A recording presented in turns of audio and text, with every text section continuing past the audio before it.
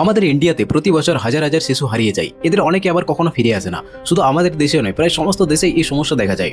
কিন্তু দক্ষিণ কোরিয়া এই সমস্যার বিরুদ্ধে একদম আলাদা ধরনের ব্যবস্থা নিয়েছে, যার উদ্বেগ সত্যি নজর কেড়েছে। সাধারণত কেউ হারিয়ে গেলে আমরা কি করে থাকি, তার ছবি দিয়ে পোস্টার, ব্যানার বা মিসিং নোটিশ ছাপানো হয়।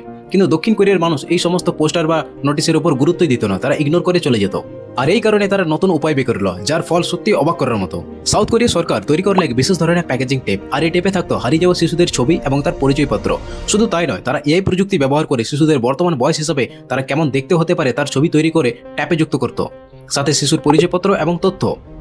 এখন থেকে দেশের কোনো জায়গাতে পার্সেল, প্যাকেজ বা ডেলিভারি হতো, সেই জায়গাতে ট্যাপের সঙ্গে শিশুর আইডেন্টিটিও পৌঁছে যেত। মানুষ পোস্টারকে দেখতো না, ইগনোর করে দিত, কিন্তু প্যাকেজিংয়ে লাগানো ট্যাপগুলো সত্যি এড়াতেই পারতো না। আর মানুষের এই নতুন মনোযোগ সত্যি বদলে দিল ফলাফল। ধীরে ধীরে নিখোঁজ শিশুদের খোঁজ পাওয়া শুরু হলো এবং অনেক শিশু তাদের পরিবার ফিরে পেল।